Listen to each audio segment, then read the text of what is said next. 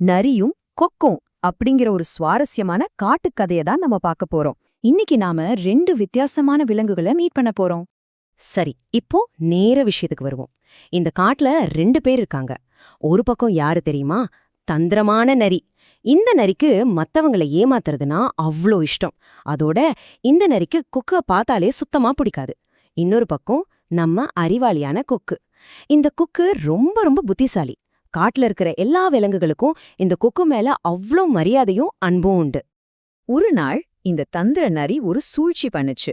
கொக்கைய பார்த்து ரொம்ப நைஸா, "குக்கே, நீதான் இந்த காட்டிலே ரொம்ப புத்திசாலி. உன் கூட நண்பனா இருக்க எனக்கு ரொம்ப ஆசை. நாளைக்கு என் வீட்டுக்கு விருந்துக்கு வரியா?" அப்படின்னு கேட்டுச்சு. பார்க்கவே ரொம்ப தந்திரமா தெரியுதுல்ல? நரியோட பேச்ச நம்பி கொக்கும் சந்தோஷமா விருந்துக்கு போச்சு. ஆனா அங்கதான் நரி தன்னோட வேலைய காமிச்சது. நரியோட தட்டுகளை பாருங்களேன், அது ரொம்ப அகலமா தட்டையா இருக்கு. ஆனா கொக்கோட அழக பாருங்க, ரொம்ப நீளமா கூர்மையா இருக்கு. நரி ரொம்ப ஈஸியா தட்டுல இருந்த சூப்ப நக்கி குடிச்சிடுச்சு.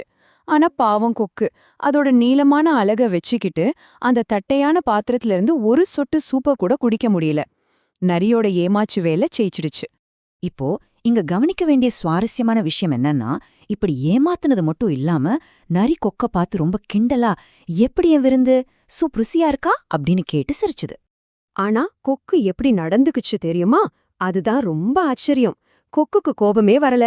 ரொம்ப அமைதியா, "சூப் ரொம்ப சுவையா இருந்துச்சு நண்பா" அப்படின்னு சொல்லிட்டு அடுத்த நாள் நரிய தன் வீட்டுக்கு விருந்துக்கு கூப்பிட்டுச்சு.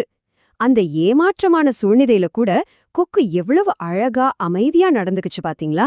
காடு முழுக்க பரவுற அளவுக்கு செம்ம வாசனையோட இருக்கிற சூப்பு குடிக்க நரி கிளம்பி போகுது. முதலாவது படியா நேத்து கொக்கை ஏமாத்திட்டோன்னு ரொம்ப பெருமையோட நல்லா சாப்பிடலான்னு நரி ஆர்வமா அங்க வருது. 2வது படியா கொக்கும் சுட சுட அந்த சுவையான சூப்பை எடுத்துட்டு நரிக்கு முன்னாடி வைக்குது. கொக்கு என்ன பண்ணுச்சுன்னு பாத்தீங்களா? ரொம்ப உயரமான குறுகிய வாயுள்ள 2 ஜக்குல சூப்ப வச்சிடுச்சு.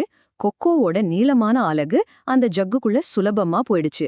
ஆனா நரியோட முகம் ரொம்ப அகலமா இருந்ததால உள்ளே நுழையவே இல்ல. நரி செஞ்ச அதே ட்ரிக்க கொக்கு ரொம்ப புத்திசாலித்தனமா நரிக்கே திருப்பி கொடுத்துடுச்சு. இப்போ கொக்கு ரொம்ப அமைதியாவும் புத்திசாலித்தனமாவும் கேட்டுச்சு. "எப்படி நண்பா, என் விருந்து ருசியா இருக்கா?" இத கேட்ட உடனே நரிக்கு ரொம்ப ரொம்ப வெக்கமா போச்சு. அப்படியே தலை குனிஞ்சு நின்னுடுச்சு.